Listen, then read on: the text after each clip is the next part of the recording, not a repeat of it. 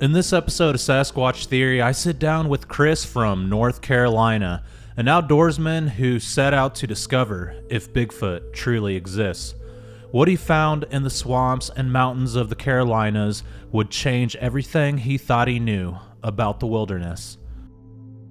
From glowing orbs to chest-shaking screams in the dark, stay tuned. This is one you won't forget. If you have a Bigfoot encounter that you would like to share with me here on the channel, feel free to reach out sometime at sasquatchtheory@outlook.com. If you want to help support the channel, you can purchase some merchandise on my Spreadshop website, and you can also leave a donation through PayPal, and all donations go towards new equipment for the research videos. Also, don't forget to like, subscribe, and comment down below. With all that being said, let's dive into Chris's encounters from the state of North Carolina.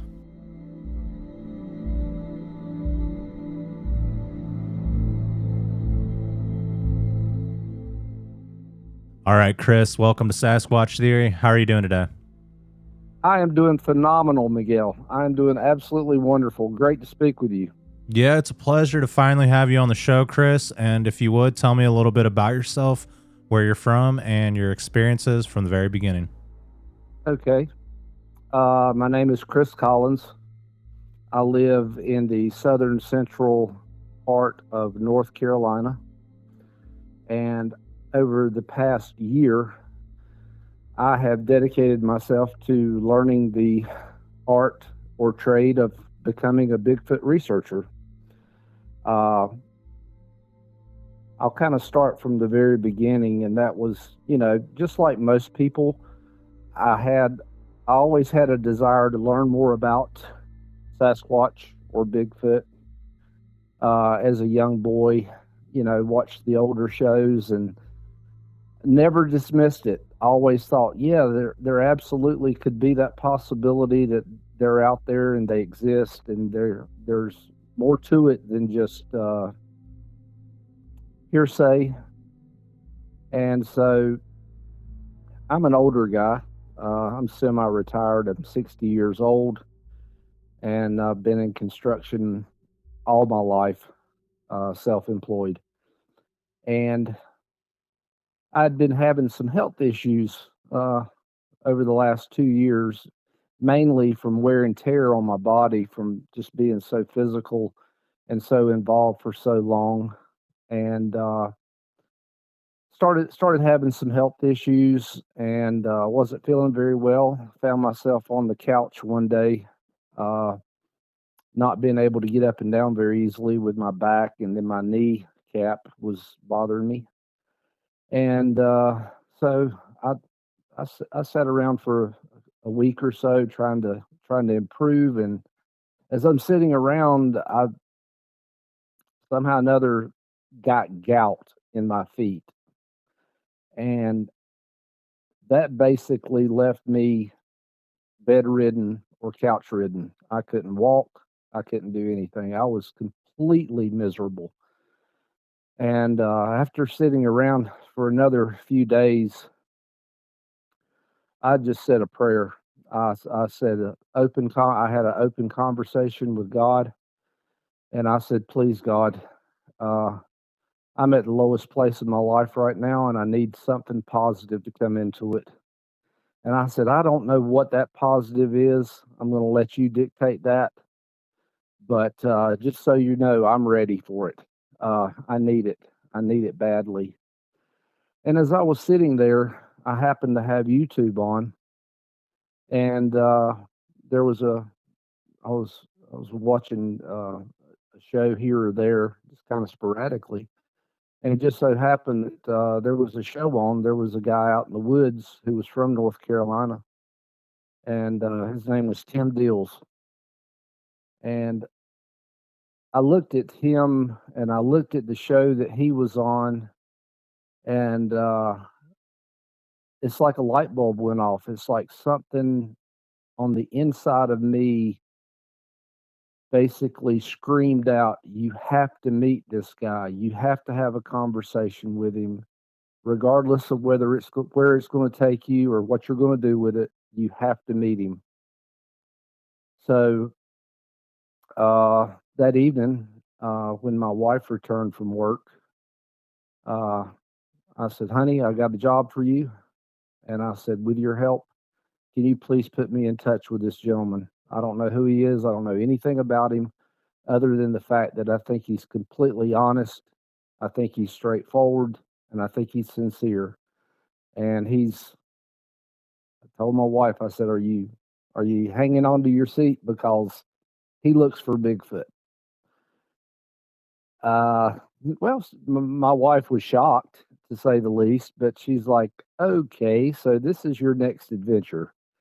I'm like, "No, it's a little different than that. I know nothing's ever going to become of it, but I just want to go out before I die, and I want to see if I can find a footprint, or I want to see if I can speak with someone on a personal level who's actually done this, who knows that they're for real, who's believable."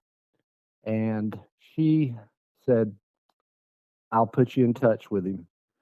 Within about 24 hours, my wife had already established an email address to Mr. Deals, and they had gone back and forth asking a question here or there, and it just so happened that he turns out to be one of the most sincere and God-fearing men you'll ever meet. And my son was graduating from college, and Tim's not located near me. He's up in the upper mountains of western North Carolina and Franklin, and which is about a 3.5, 4 hour drive for me. And I said, "Well, I need." He agreed to meet with me and sit down and just talk to me one on one, very personal. So when my son was graduating college, I threw that date out as a potential meet date. I said, "We're going to be over in your area. Do you think you could pull away for 30 minutes for a cup of coffee and just kind of explain to me what's going on?"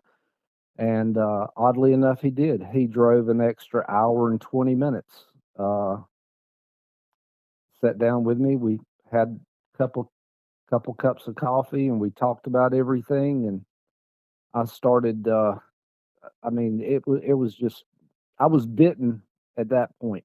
I'm like, I'm sold. I now have a new hobby. I now have something feel like I can just at least venture into with an open mind.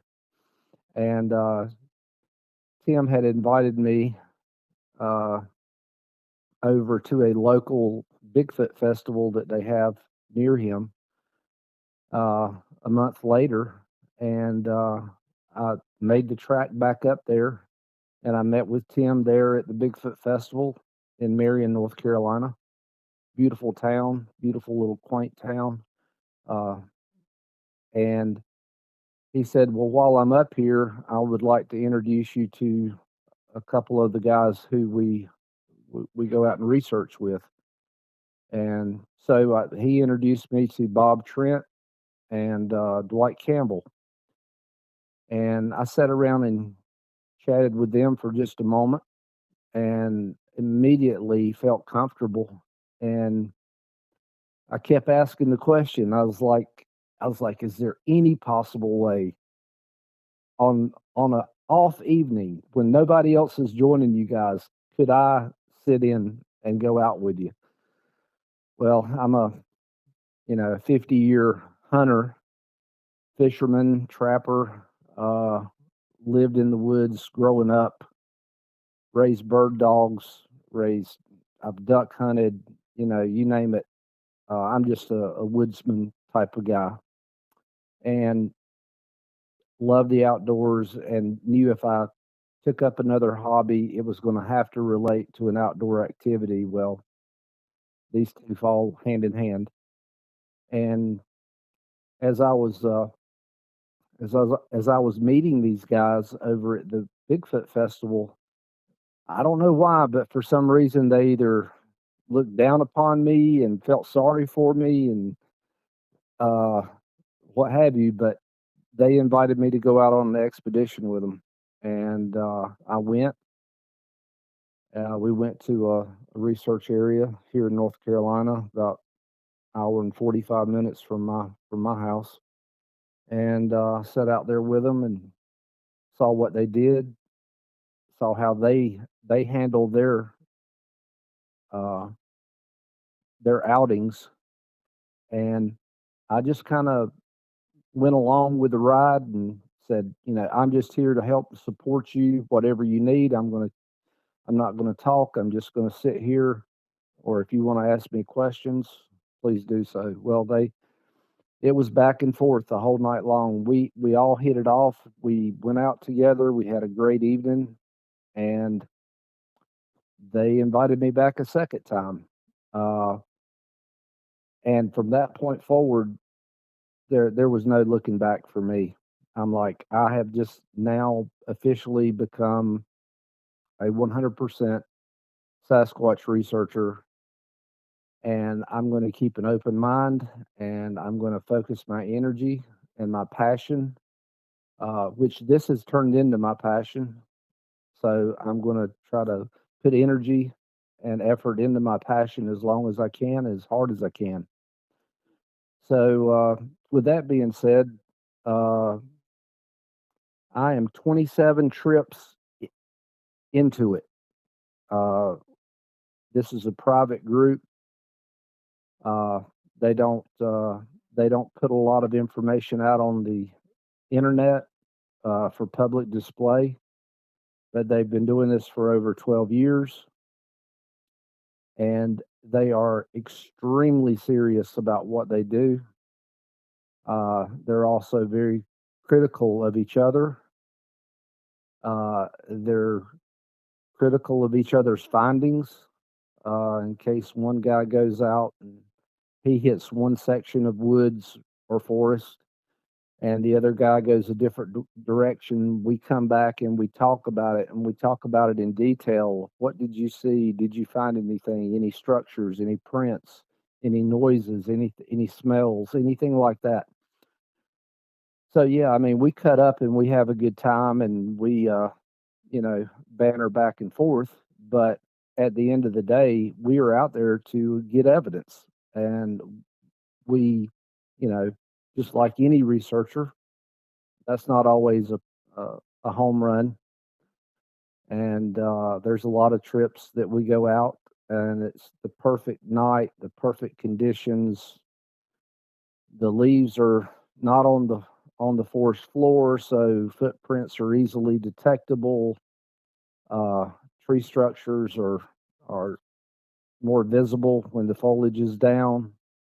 Uh, Things like that. And so we're just constantly working towards advancing our mission, and that's to prove to the world that yes, they are real. Yes, they've been here for a very very long time. Uh, I can say I don't foresee them going anywhere. Uh, and do I believe the government knows about them? 100%, absolutely, yes, I do. There's no question in my mind that the government doesn't know everything about them. I think they know their habits. I think they know their eating habits or resting habits, how they either transport themselves or they move themselves from one location to the other. And there's everyone has their opinion, which which I'm glad. Uh, I have my opinion, but my opinion of me being a 1 year old researcher is that of being very optimistic. I try to keep all my options open all the time of going, well, it looks like this caused that to happen. However, I don't need to 100% commit to that. I want to just kind of let it lie low, put some more thought into it, see what happens the next time we come down to this same area, see if I get the same result, see if there's a coincidence or if they piggyback upon each other.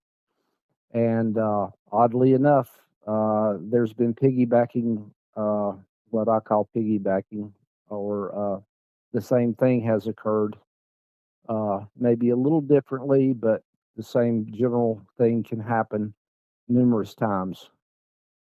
Uh, my fellow researchers, they push me to want to be uh, as involved as possible, and I'm very fortunate. I'm very fortunate because when we go out, we'll go out on a Friday.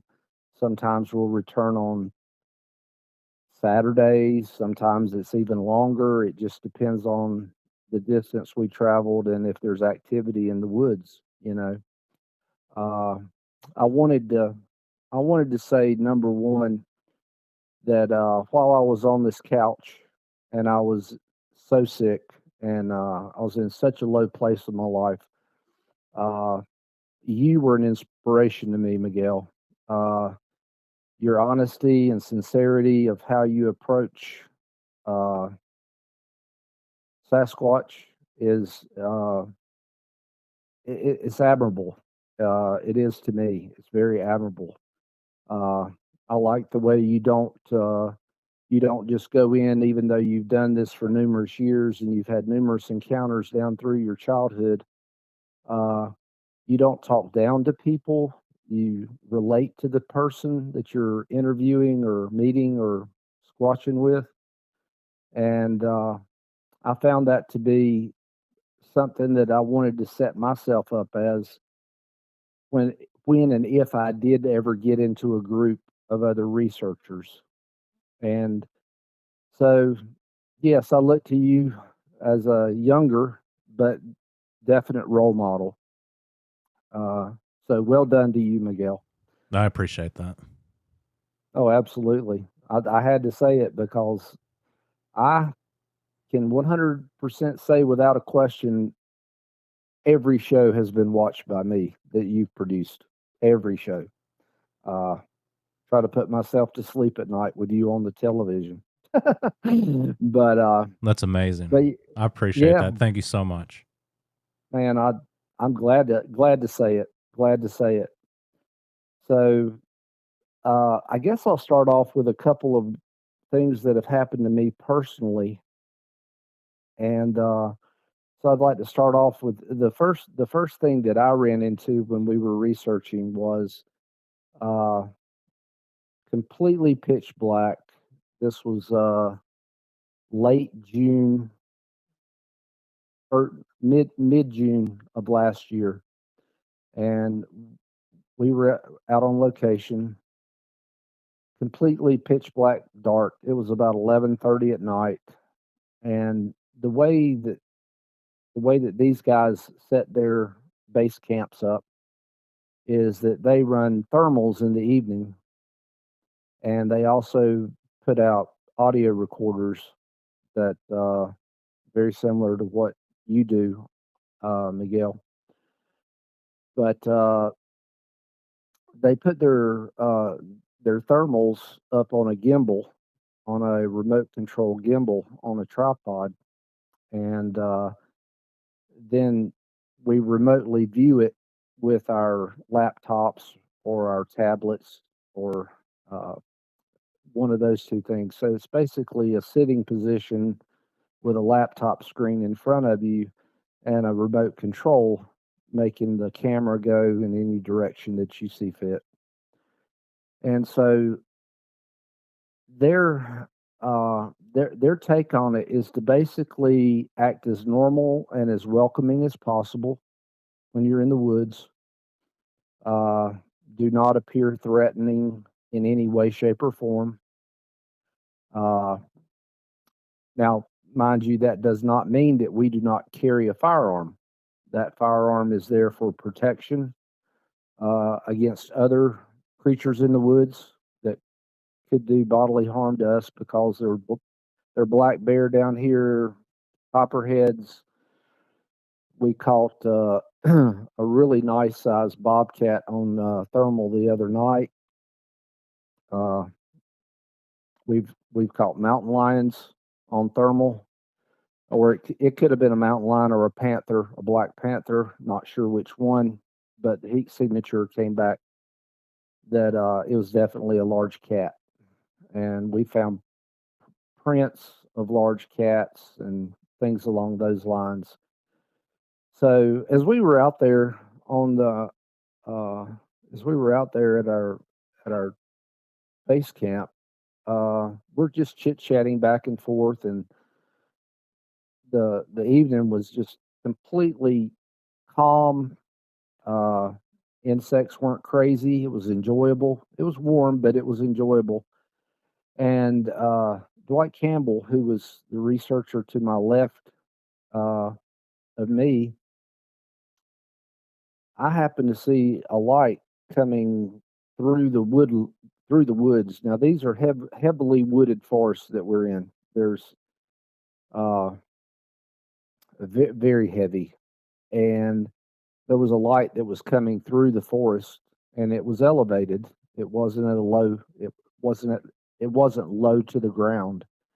It was more like 15 to 20 feet in height, and as it was coming through the trees, it was zigzagging, and it was zigzagging in a motion to where it wasn't dropping up and down, but it was actually just maintaining a certain level, but it was kind of just going in between the trees in our direction.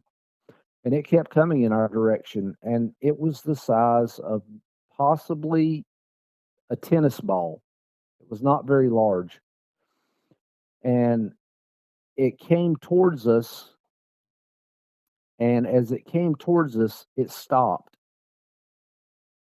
almost as though we had surprised it, and it just froze. Then as soon as it froze, it jerks over to the left-hand side about 3 feet and stops. Then it jerks over to the left about 5 feet and stops. And then it started moving forward and it stopped. And then it just suddenly took off in the direction it was heading, and it disappeared out of sight. And I mean in the blink of an eye. That's how fast it happened. Well, this was the first time that I'd ever seen anything like this, nor had I heard about an orb. Uh, so I did not know what to make of it at all. I'm like, did I finally spoke up and I said, did y'all see that? And Dwight very calmly said, yeah, that was an orb. And I was sitting there freaking out. I'm like, there's lights that are moving in the woods out here while I'm on a Bigfoot expedition. This is weird. This is just weird. And this is something that can't be made up. And this is something that, you know, there's got to, there's got to be a truth to this somewhere that caused it to happen. I don't know what caused it to happen, but it certainly did happen. And so uh, after discussing with Dwight and Bob, the other researcher, they're like, "Yeah, Chris, you're going to see those out here. They're balls of energy or they're balls of light, and they come in sometimes at the same time as you'll see have a sighting, or you'll find prints, or you'll find tracks, or there's activity in the area." And for me not to be uh, that shocked by it, but I was shocked by it the first time I saw it. Uh, 2 weekends later, we were back at that exact same location, and I was sitting beside another cryptozoologist at the time, a female from Canada, and we were having a discussion about uh, paranormal or something cryptid. And I happened to look over in the general direction of where the orb I saw last time, and sure enough, there was another white light. And I said, "Robin," I said, "do you see that?" And she said, "Yeah, I see it." And I said, "So you're seeing the light that I'm seeing, correct?" She said, "Yeah, the white one." very calmly, wasn't shocked by it. I said, okay, so you're agreeing with me that that is an orb? And she said, absolutely, that's an orb. Yeah, you just saw an orb. And I went, well, why aren't y'all freaking out about this? Why aren't y'all excited? And, why isn't everybody jumping up and down going, yay, we've got evidence of something? And she's like, well, once you've seen them so often, you just kind of assume they're going to be there if you're lucky enough to see it while, you're paying attention. And I went, okay. So I, I've got, I got the understanding about it now. And now I understand it to be, this is my take on it, and I could be totally wrong, that it is an energetic field. There's energy, and there's a cause and effect for it. What that cause and effect is, not sure. Uh, I've speculated maybe it's the essence of a Bigfoot. Maybe it's the essence of another creature, a dog man, something along those lines. I'm not really sure. We mainly go out and focus our energy on Bigfoot and Bigfoot only. If something else happens to, you know, come up while we're out there, that's great. We'll note it. We'll pay attention to it. We'll discuss it. But we're specifically, going out to look for one thing and one thing only. I can say down through the 12 years that my group has done this, that they have collected numerous accounts of different types of evidence, whether structures, photographs of structures, photographs of prints, photographs or videotape of daytime footage, uh, sighting, nighttime footage with thermal cameras, uh, some really, really old stuff that just had infrared on it. But everything that we use now is with our thermals. And so that's kind of the format of the way that we squatch. But what we will do is we will pick a spot that we can get there early enough in the afternoon, midday, and we'll pick a direction that we all want to adventure through. See if we can come up with anything. Or some guys will go back, and if they found a footprint a month or two ago, or what have you, they'll go their direction, and then I'll go my direction, and we all kind of split up. And then an hour or two later, we'll all come back and discuss our findings, and then always cook us a nice dinner, uh, and then either set our laptops up outside the tent or, depending on weather, inside the tent, and spend the rest of the night listening, watching, discussing. I think it's a great hobby, and highly. I, I can tell most people that if you've never done something like this, that you'd have to be an outdoorsman or an outdoors person to really enjoy it, because, as you know, Miguel, the insects will carry you away at times, and the temperature changes, and the weather's, it's not always consistent. So you have to deal with all those elements. But to me, that's what makes it rewarding. And I've never gone into this thinking that today's the day we're going to see one. I've got way too many years of just regular hunting under my belt to have that premonition. Everything that I'm doing right now is and I keep saying this, but I can't stress it enough. I go into it with a complete open mind. I'm a blank sheet of paper on every bit of evidence that we find, and where that's going to lead us to is yet to be seen. So I don't know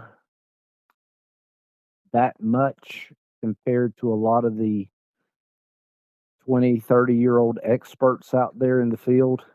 And I'm not going to negate their way of doing things. I've been taught how to do it by this group, the way they do it, the way it works for them, uh, th- because they've got a proven track record that it does produce results.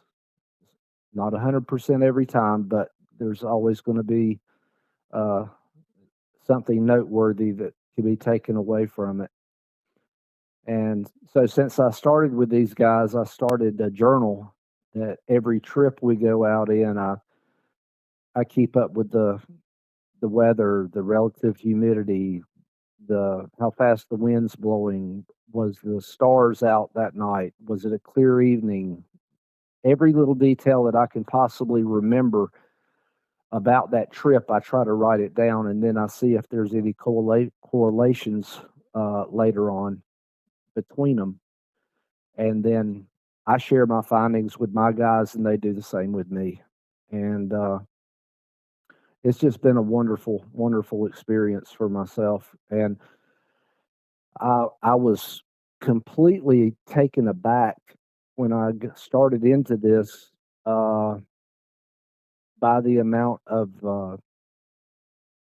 how some researchers are so dedicated and so passionate, and then there are so many people out there who just want to make fun of us. They want to look at us like we should be in a padded room. We need a different med because the ones we're on certainly are not working. And but I keep asking everybody. I'm like, why couldn't this be real? With what little bit the government has totally told us about things that are truthful, why shouldn't we second guess basically everything we've been told growing up?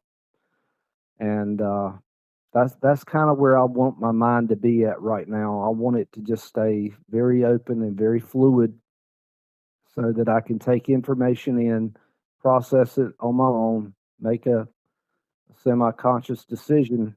Is this a valid way of doing things, or is this the way are we spending our time properly, uh, utilizing every moment to try to get evidence?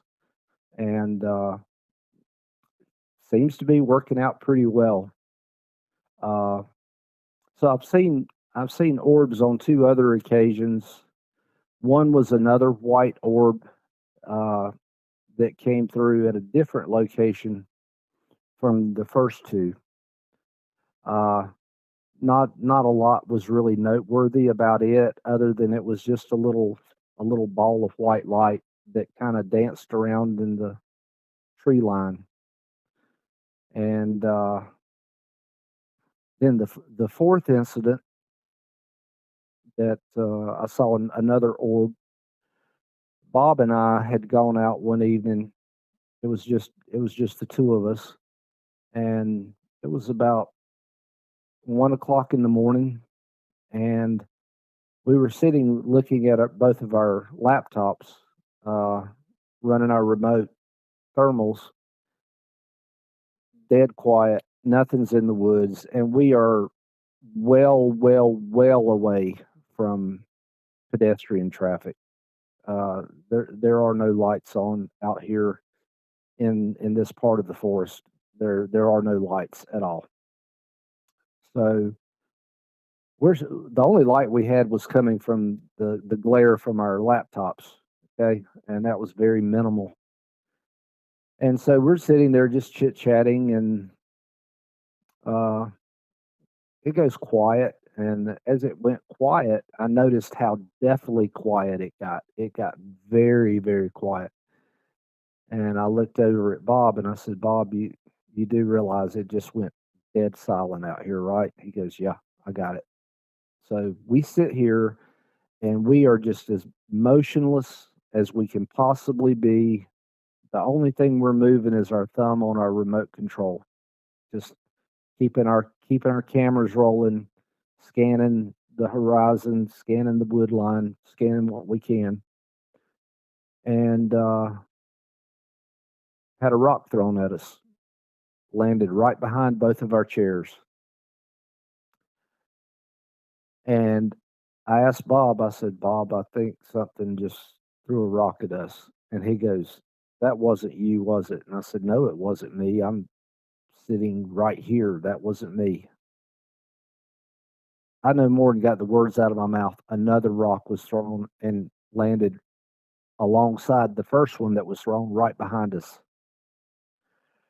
And we were we were set up in an area that had some pretty heavy pine trees, not a lot of oaks or hardwood trees in that one area. So it was mainly pine needles that had fallen from the trees down through the years. So it was soft, and so the rocks were just laying right there on top of the pine needles. They were not there prior to this. And Bob said, I'm going to grab the rocks. And I said, okay. So he steps up. He had his nightlight on, his headlamp. He clicks it on and he turns around and walks back behind me. And as he did, I happened to turn and watch him as he walked around to go back behind us. And as I turned around and looked, I happened to look up once again, 20 feet in the air. There was a light. This time it wasn't white. This time it was the most magnificent blue, like I guess the best way for me to describe it would be a medium satin colored, is like a satin. It wasn't shiny and it wasn't dull, but it was satin, like a Christmas ornament. Medium blue, like a neon blue, and it was glowing. It was actually you could see a energy radiate from it, and it just swelled up, and then it would constrict, and then it would swell back up again, and then it would constrict. And before I could get, Bob, there's an orb out of my mouth, it totally disappeared. It vanished. It didn't fly off. It didn't back up. It just disappeared completely. And that led me to start thinking that this is like an interaction between the Sasquatch and ourselves, because they know we're there, but they know we're there not to harm them. And I feel like our disposition is making us very approachable, if that makes any sense. Because I try to say a little honest prayer every time I go into the woods, and I try to tell myself, allow yourself to be humble, allow yourself to gain information, allow yourself to take away something today that you didn't come here with. And I try to do that every time. Uh, so it's now whether that's right or wrong, and I'm sure a lot of people out there are going to look at me like, boy, he's way off. He's way off, and I could be, but for some reason this makes me very happy, and as long as this makes me happy, I would love to continue to do it. So, man, I've been researching for one solid year now, 27 trips under my belt. I've seen 4 orbs. I've found footprints in 2 different locations, one of which one set of tracks that I located was under a bridge, and there was 5 perfect prints, 1, 2, left foot, right foot, left foot, right foot, 5 of them under that bridge. And then probably I've seen tree structures. I've had other stuff thrown at us. So I have experienced sticks and pine cones being thrown at us as well. But they were all kind of underhanded thrown. They weren't thrown like a baseball pitch. It was more like a softball pitch. It's like, here, I'm gonna just throw you a little rock to show you that I know where you're at and I know what you're doing and I've got my eyes on you. So, uh, what do you make of that? That's kind of the way it made me feel. It's like, what do you make of that? To get a reaction. And I think when they do throw things like that, I think they're either doing it for to get a reaction out of us as researchers, or they are looking to almost like make almost play a joke on us. It's almost like, tag, you're it. I throw one to you, now you throw one back in a playful manner. So I believe it could be done in a playful manner. I believe it could also be done uh, by throwing the sticks or rocks at people. That it is basically their way of saying, this is your warning sign. We are telling you to please leave this area, or we respectfully ask that you leave this area. And so that's the way I take anytime I hear someone having a rock or anything along those lines being tossed at them. And we also have another encounter with one of our members who his wife was almost hit in the head with a rock. And had she taken one step further, a little bit quicker, it would have definitely hit her above the waist. And it scared them so bad that they exited the woods immediately. And took him a little while to go back in the woods, but he's back in the woods now. However, his wife refuses to walk in the woods anymore. She's like, "That's it, I'm done." So I totally understand that. So I believe they can. I believe they can be aggressive. I think they can be extremely aggressive if pushed. And I've been told by several other people that exact same thing. And for me to heed a warning if I get a warning, which kind of brings me to my next topic, which is going to be something that happened to me in July of last year. And we were in a location known as the swamp. It's what we refer to as the swamp. And the swamp typically, from what I've been told, the swamp typically will hold about 2 feet to 3 feet of water year round.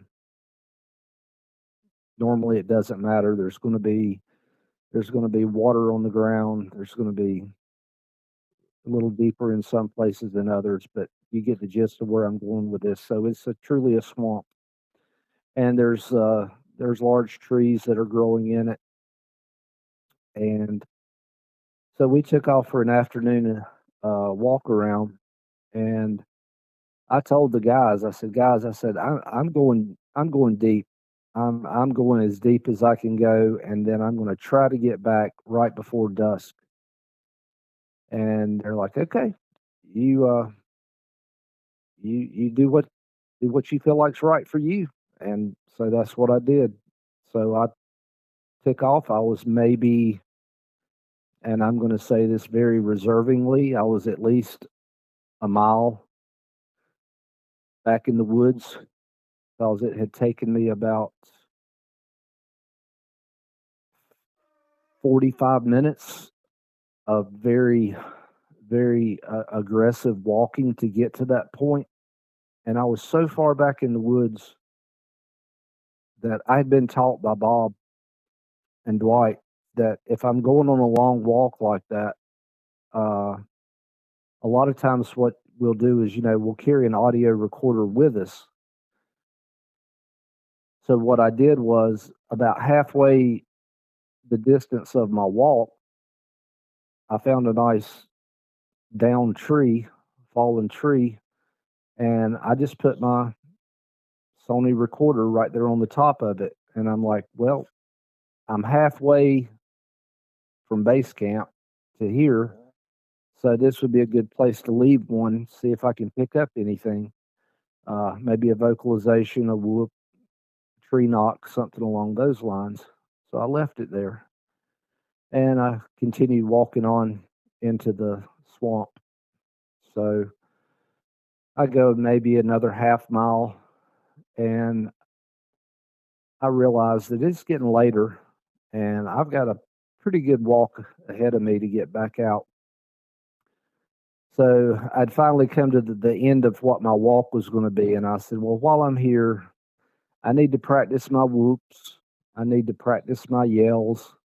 I need to practice tree knocks. And I was very reserved to do that in front of the rest of my group because they're good at it. And when they do something, it sounds like it's what it's supposed to. And me, everything I've got is still a work in progress. But I said, okay, I have nothing to lose. So I gave a yell, and I yelled best I could, and nothing happened. I stood there for a moment, listened, nothing. I'm like, okay. So I scoured around, and I found me a really good stick, a really good hardwood stick, about the size of your forearm, and I'm going to do a tree knock impersonation. So I hit this large tree that I was beside of, and I didn't really get the sound out of it that I thought I was going to get. It's funny how you can pick up a stick and hit a tree, and you're like, this thing's really going to make a good sound. This is going to sound sweet on tape. And then you do it, and it's like, a 3-year-old beating a tin can. It doesn't sound anything like what you expected. And so I took the stick the second time, and when I hit the tree, I mean, I swung it with all my might, and it made a really good tree knock. And so I was happy with that. And I stood there for a moment waiting on a reply. I didn't get a reply back. Well, I'm like, dadgummit, I did such a good tree knock. I have nothing else to do, but I'm going to yell out in desperation. So I gave a yell.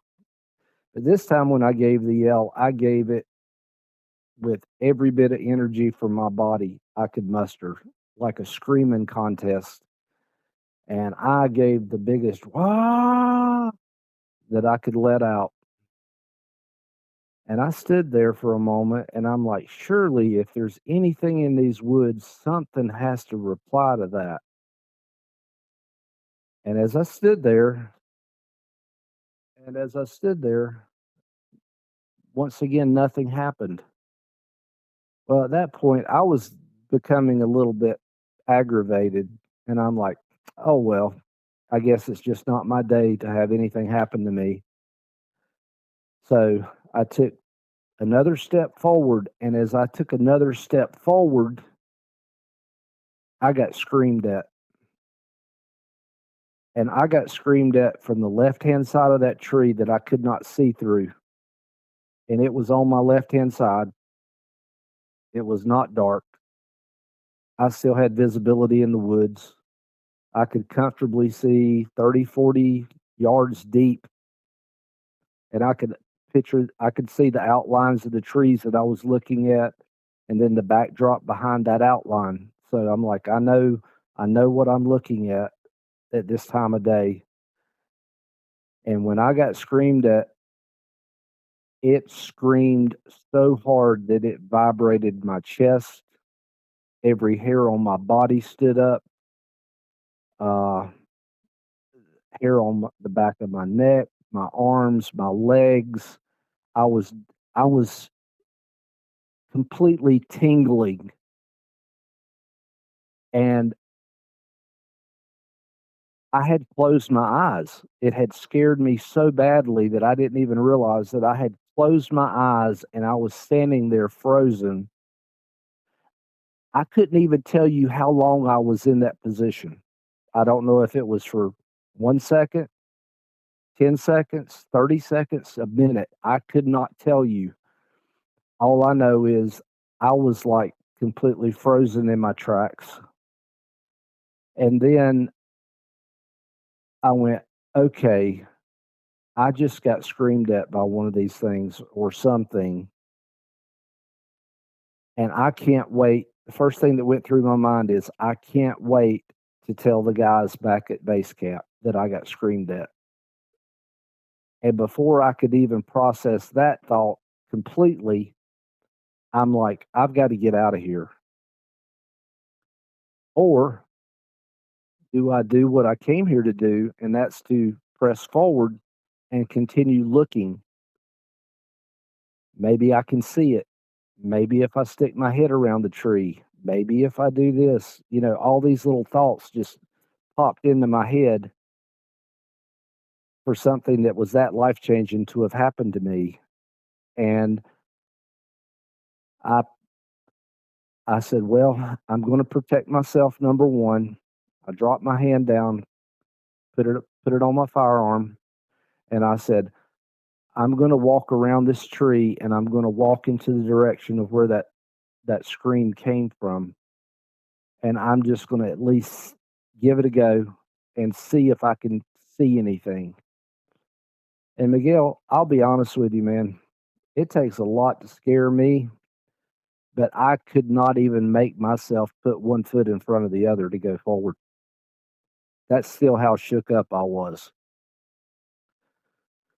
So then I realized that I wasn't moving forward and I was just standing there stuck like an idiot. Like, what do I do now? What's the safe way? Do I run? Do I walk? Do I get out of here? How do I get out of this situation? Right. Well, Tim Deals, who I mentioned earlier, he had told me a story about something that had happened to him when he was in the mountains. And he said, if by chance you're ever in a situation that you're scared and you don't know exactly what to do, he said, I'm going to recommend that you do this. You turn around, you do not look in the direction of whatever it was that scared you, and you just very calmly walk back in the same direction you came. And I did that. I just turned around and I started putting one foot in front of the other and making my way back over to the direction I knew I needed to go. And it was the slowest, longest walk of my life. And what was behind me, I have no idea. And yeah, it was the scariest uh, incident that had ever happened to me. Well, I've been in some pretty pretty dramatic experiences, car wrecks, injuries, being hurt on the jobs, things like that. Experienced a lot of stuff, skydiving, racing four wheelers, racing cars, things along those lines. But this was the scariest that I've ever been in my life. And when I got back to the base camp, the guys asked me, they said, do you have anything happen to you? And I said, yeah, I did.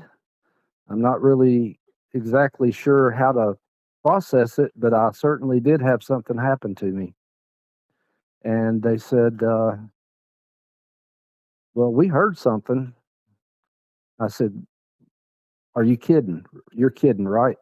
They're like, no, we got it on audio. And I went, you actually heard that scream from where you are on audio? They said we both did. And so I had retrieved my recorder that I had left on that limb or on that tree earlier, and I've got that recording. And it's a pretty good one. It's a pretty good one. So that was the scaredest that I've ever been, and I did not see what creature that sound came out of, but whatever it did had the largest vocal cords of any animal I've ever heard in the woods. Without a question. So I had that happen to me. And so, yeah, when I got back, we were comparing audio recorders and everything like that. Oh, I did forget one thing. I did find one print on the way out there on that walk, and I had flagged it so that when I did come back to base camp, we were going to gather up our casting material and go do a dental stone cast of this print. And it started raining on us so badly that we couldn't cast the print. But I did get the sound on audio, so I did get that. So that was one of the major things that happened to me. And let me see, found a couple other prints, found some structures, found one spot that out in the middle of nowhere. I mean nowhere. There was three white flint rocks that were placed, in a pattern on the ground, and there was fresh leaves that had fallen prior. So it's not like the rocks had been there forever. They had been specifically placed there, and it wasn't like a gifting stump or a specific location or anything along those lines. It was just a random place right in the middle. There was like a little triangle of three large trees, and then right in the center of these three large trees, there's three perfectly white round flint rocks that are in a perfect triangle as well. Now, what that means and what that stands for, I have no clue. But I noticed it to be, let's just call it noteworthy, if nothing else. It's just noteworthy. You find a lot of noteworthy things out there in the woods, don't you? Yeah, absolutely. I've found the triangle several times, and I feel like the juveniles leave them behind. I'm not sure what it means, but it's amazing. It really is. See, I have that exact same thought. I think the juveniles leave those. It's almost like a classroom setting when you find something like that, or it leads me to think that way. But yeah, I think the juveniles have something to do with that, like the marbles or gifting something. I think it's a teaching mechanism for the younger ones. Absolutely. It's some form of communication. And let me ask you this, Chris, did they leave it on a trail? No, not on a trail. Where did you This was find it? that. It was in the woods. I typically do not walk the trails. Like if there's a service road uh, in a national forest, or if there's a park easement or a trail, a bicycle trail, motorcycle trail, foot trail, horse trail, I typically will not go down that trail. The reason that I select not to is because of the foot foot traffic pattern of the ground being a lot harder, which is going to show less prints.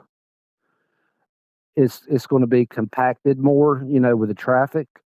So there's several reasons why I select to go off the trails. I like to walk through the woods down to a body of water. If I know that there's a body of water in one particular area, uh, that's the first place that I'm going to try to go to is that body of water. Uh, One thing that my guys have said numerous times to me is the pattern that they think happens mostly is that the Sasquatch will stay higher up during the daytime hours and then come down lower in the evenings. So we kind of we kind of pattern our walk around and then our sit down at night based upon that theory, you know. Uh, but I don't know. I don't know 100% sure if anybody knows truly what their true patterns are. I'd love to. That's why we do this, right? That's why we do this. So, so I've got 1,000 questions and I've got maybe two answers. You know, I've got maybe two answers out of 1,000 questions. Uh, it's just an amazing. And I review this and I look at it and I go, this is a sport. You know, this isn't just a hobby. It's like you can be a hobbyist at it, or you can take it seriously as though it's a sport. So uh, I really don't care about hunting deer anymore. This past season, I had deer all the time, and I bow hunt and gun hunt, muzzle hunt. But I would rather go squatching. I would much rather go squatching. Uh, and we were out there, you know, 0 degree temperatures, and I still had a smile on my face. Still had a smile on my face. Yeah. Just enjoy. I'm enjoying what I do. Uh, very seldom do I ever get disappointed. Yeah, absolutely.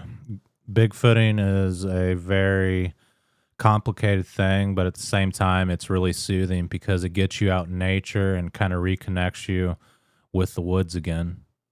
Absolutely.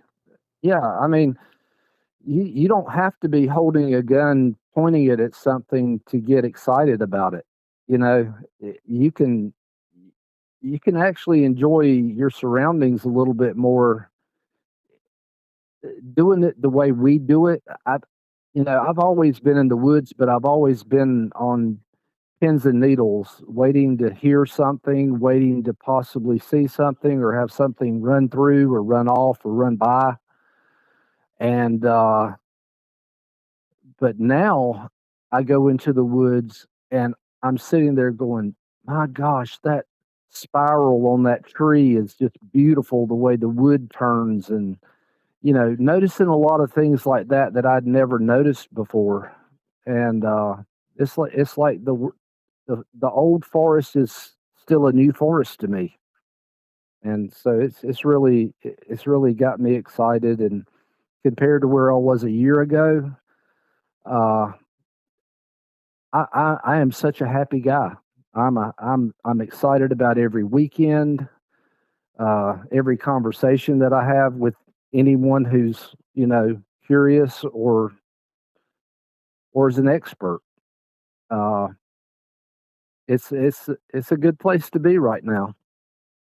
And Yeah. with all this stuff coming out now about the government and disclosing this and disclosing that, I believe it's just a very short matter of time before the government starts disclosing what they know about Bigfoot.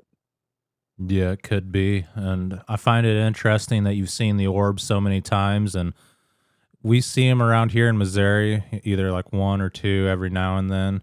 But in North Carolina, there's a lot of them, especially around Marion. If you go north of that in Pisgah, the Pisgah National Forest, I think that's how you say it. You can see the lights at Wiseman's Peak, and man, it's really cool. Absolutely, and my guys have been there numerous times. Uh, we we go up we go up into those areas quite often.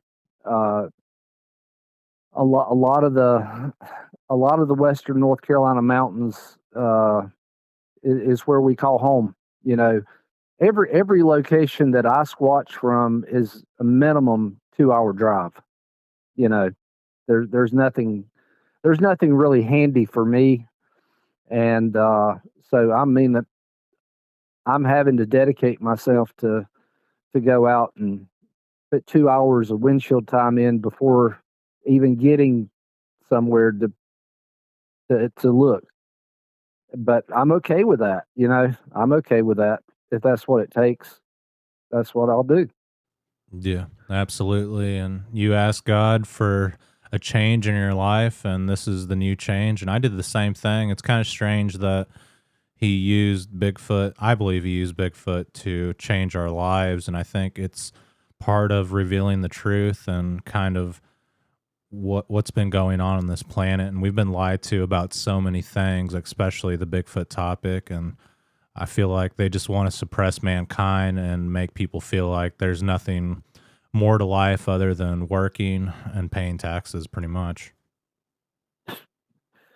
You hit the you hit the nail on the head right there. I couldn't agree with you more, Miguel. Could not agree with you more. And you know, it, you've been doing this for quite a while, and I know that you're feeling more and more comfortable in the woods when it's completely dark out or when you're completely by yourself. And that's a learning process, but that learning process makes you a stronger individual. Uh, I can remember morning after morning of going out and going deer hunting and being out there at 4:30 in the morning before it broke daylight at 7, just to make certain that I was doing everything properly so that I could have a successful hunt. And even sometimes when you don't have a successful hunt, you still have a good hunt. You know, you can take away something from that. You can clear your mind. You can put a little more thought into this topic or subject than normal. And that's what I try to find myself doing is how can I better myself while I'm trying to better my ambitions with this subject. You know, Yeah. God did me a favor. There's no question about that. I'm thankful to him every single day. Uh, I'm thankful that he connected me with the people that I'm with right now. That was more than I could have ever imagined. And I was going to say to anyone out there who's looking to become, you know, a little more knowledgeable about this, if there's a Bigfoot festival or a Sasquatch festival being held locally in your area, by all means, go out there, go to the festival, meet the research groups that are out there. Try to get your foot in the door. Ask questions as long as they'll answer them. If you have the desire to want to really learn more, uh, you have to put the effort in. You have to put the effort in. It's not going to just miraculously happen. You have to want it. And I've 1 year to date. I'm telling you, man, there's no turning back for me. This is going to be a long term hobby or sport. I like to refer to it as a sport. Yeah. And the orbs that you observed, they seem to have some type of intelligence behind them. Absolutely. The way that first orb that I described to you, the way it was actually navigating through the trees and and uh, turning left, turning right, or darting to the left and darting to the right at speed. Now, this isn't slowly moving. This is quick moving. This was like, I don't know. It was like, I don't want to say like a shot of lightning, but it was fast. Uh, it was as fast as you could move the light on a flashlight, with a beam, a flashlight, uh, or a flashlight beam rather, through the woods to not touch a tree with it. That's what the light resembled to me. And then the one that glowed, the blue one, dude, that was just like, it was like as soon as I saw it, I'm like, I'm already in the presence of something I don't understand. That's all I can say. That's the first thing that struck me. It's like, what is that? And I have no power over it, and I don't know what it is, but I am completely awestruck right now at the way this thing is radiating or pulsating and glowing. So yeah, that was kind of a neat experience. I'm looking into the orbs right now a lot more than I have in the past, uh, simply because I've been fortunate enough to see four of them. And uh, I mean, some people have. I know I've talked to other people who have seen three and four at a time, and they've seen some that would go and make like square. It would move in like a square box, like four corners. It just constantly moving in four positions. Uh, I've never seen that, but I would love to see it. I would absolutely love to see it. I hope to see it one day. So I'm looking into the orbs more, and still don't have anything like. There's no definitive answer for it. Everything's a speculation, apparently, unless someone's got lockdown proof out there that I've not heard of yet. Uh, but yeah, I'm wanting to learn more about the orbs. They're absolutely beautiful. Uh, they're beautiful, and if anyone's lucky enough to see a blue one, I don't know if that's luck or chance or what have you, but the blue ones are awfully pretty. That's all I can say. They're awfully pretty. Yeah, I've seen two blue ones before, and it's amazing to see. Were these like volleyball size, would you say? The blue one was it was like it was larger. The other ones were more like a tennis ball. This one I would comfortably say is like a volleyball or like a handball, like one of those. Yeah, let's just call it around the volleyball size. Yeah. Mhm. Yeah. It wasn't basketball sized and it wasn't softball. So yeah, it's right there around the volleyball size. Yeah, they seem to be alive and they're associated with Bigfoot activity. Why do you think these, or why do you think this creature screamed at you? What do you think the purpose was? What do I think the creatures you're talking about the orb itself? No, why do you think it screamed at you when you heard the vocalization? I think and I've had a year to or 10 months to really process that. And I think that the way I had gone so far into these woods and so deep into these woods that it had basically either watched me walk upon it or it had basically walked out in front of me at a far enough distance to where it was like staying in front of me and waiting on me to get to a certain location. But then that was definitely my warning sign. It was like, Chris, you do not take one more step forward. You're not getting a second scream warning. That's what it made me feel like in my heart of hearts and in my gut. I'm like, I cannot do this. I cannot. Could I don't know.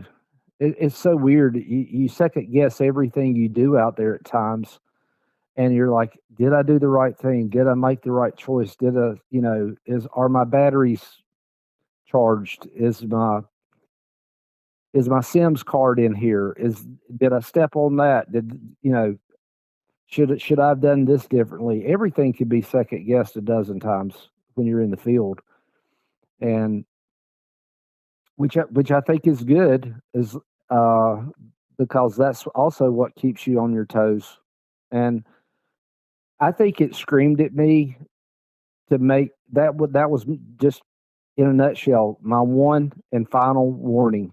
But it didn't give me a second scream, and there was no other sound that came out of the woods because as soon as it screamed, and as soon as I kind of kind of got my senses about me, that's when I turned around and I just slowly exited.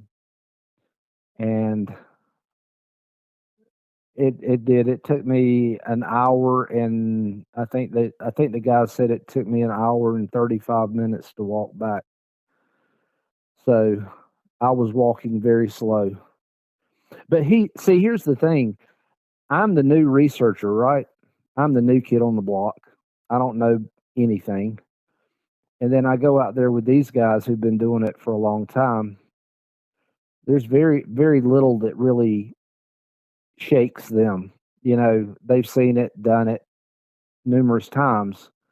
So they come into everything with a very calm and a very relaxed demeanor. It's like, okay, so tell me about what you saw. Tell me about your feelings. Tell me about what you think. And they they're helping me talk my way through it, to get a better understanding of what happened. And so, yeah, I'm 100% honest when I say this. It was vocalizing to me that that was far enough, and I, I think I made the right choice. I think I made the correct call by turning around, not pursuing it anymore, not looking for it, not trying to see where that sound came from. But I was so shaken up by this, Miguel, that uh, when I got home the next day and I started recapping this with my wife, I was telling her the story about it, and I became emotional. Like, not boohoo crying, but I'm saying I was thrilled that I got to experience that. I mean, it was a it was a very it was a very serious time for me, and I don't think it's something that a lot of people will ever encounter. I think more people will see Bigfoot than Bigfoot screams at them. And I can't say for 100% that that was a Bigfoot in the woods that particular day. Okay, I'm going to clarify that.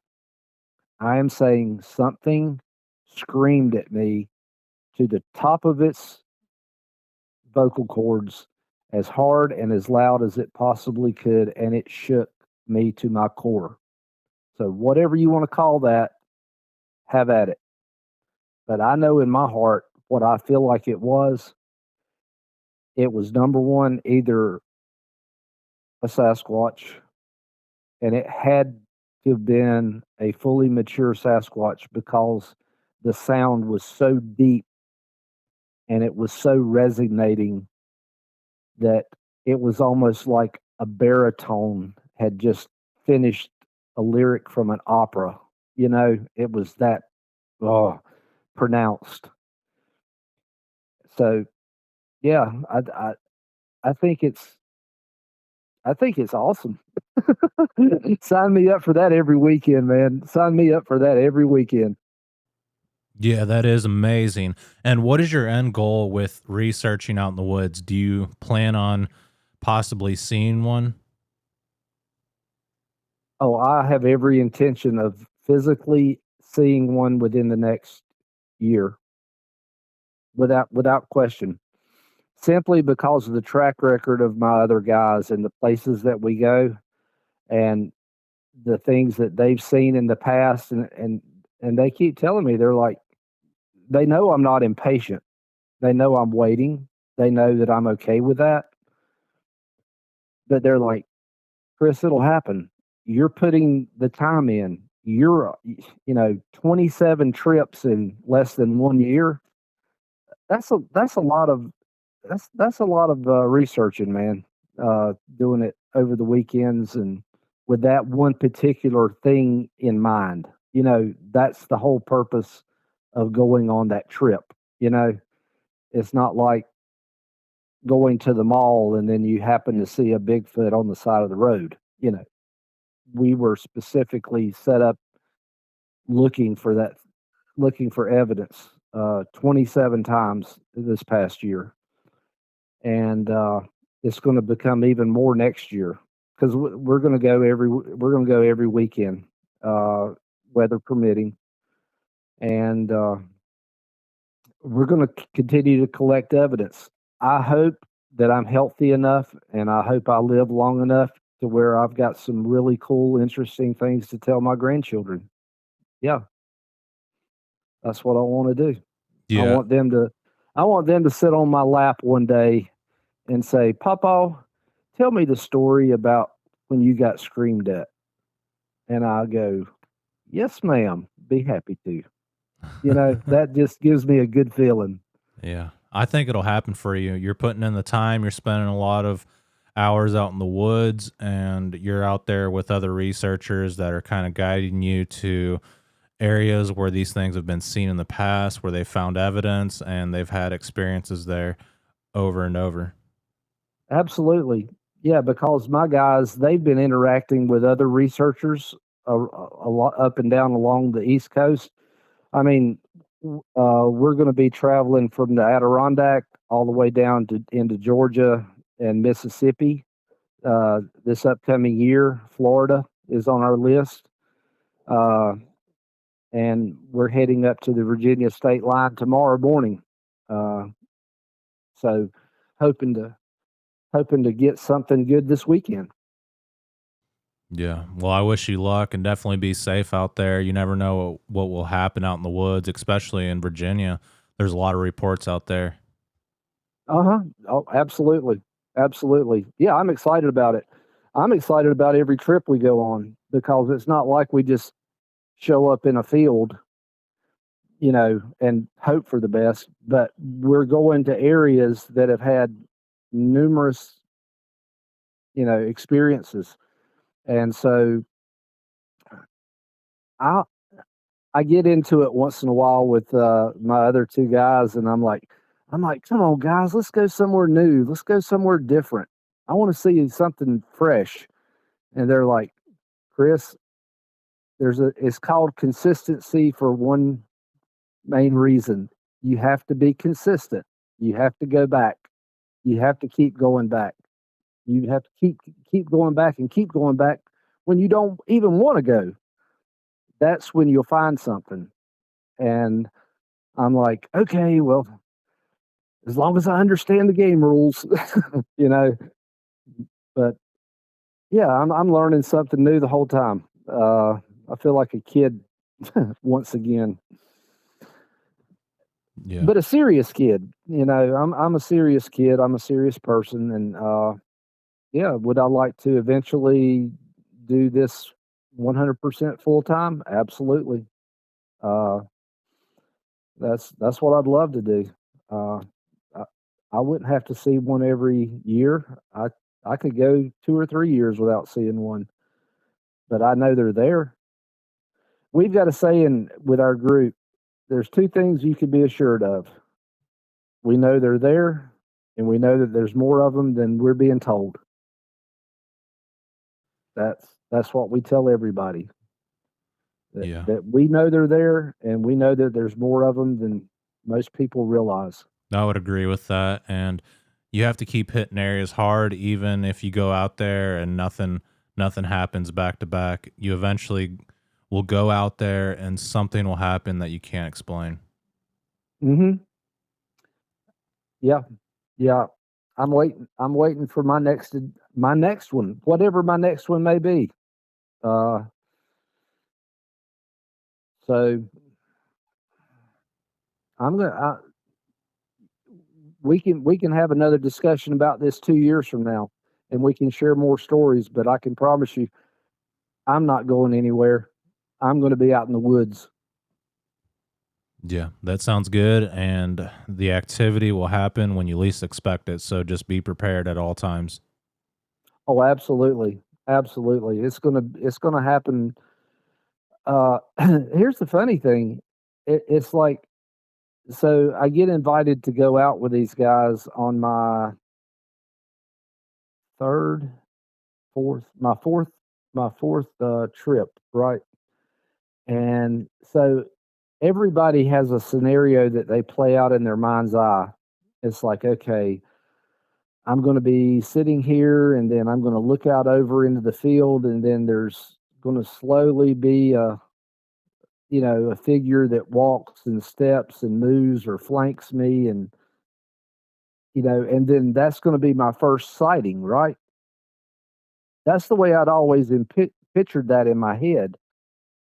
And so I know now for a fact that when it does become my time, if I'm fortunate enough, which I believe I will be, that it's not going to be anything like that. It's going to be totally opposite from what I was imagining or what I was hoping for, you know, and that's what makes it fun, man. That's what makes it fun. Uh, that's like now when we find footprints, we're kind of like, oh, okay, great. We found a nice print here. Next week we found something over there. Okay, that's all well and good. And my researchers tell me, they're like, Chris, just wait until you actually see one in the flesh. Said that's when your world will get rocked. And I'm like, wow. For them to say that is a life changing experience, because what I've had happen to me, and I haven't even laid eyes on one. That was now I do have something if you have time for it, Miguel. Uh, I did see a shadow, and I wasn't even aware that I was going to see a shadow. I didn't know that people that research these creatures have occasionally run across this shadow that looks like it's moving, and I saw this dark grayish black. It looked like coffee grinds. Okay, it wasn't mosquitoes, it wasn't insects, it wasn't gnats. So everyone out there automatically saying, yeah, it was insects. No, it was not insects. Uh, I've spent too much time in the woods for that. Uh, this was this was it almost looked like a little dust storm, about 5 feet wide, about 8 feet tall, and it looked like this gray floating mass that just went back and forth, and it shifted, and then suddenly it was gone. It just vanished, and that happened about uh, comfortably 35 yards from me. And when I saw it, I first thing in my mind was, oh, that had to have been a shadow from the sun setting over on the hillside, right? It caught a tree or something, and there was just a shadow that went across. No, wrong, because the sun was in a completely different location from where the shadow was. The sun would not have made that shadow in that location. Couldn't have happened. So I saw that, and if I wanted to go out on a limb, could that have been a shape shift? Could that have been something transforming? Could that have been something changing into another state? I have no idea, but I saw it.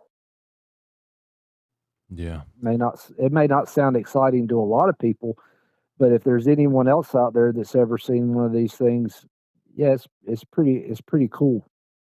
It's pretty cool. Yeah, absolutely. Uh, Those are some great theories, and you never know exactly what it is until you see the creature itself. And then once you see it, all those things that have happened before, you reflect back on and you think, man, I bet that was them. mhm.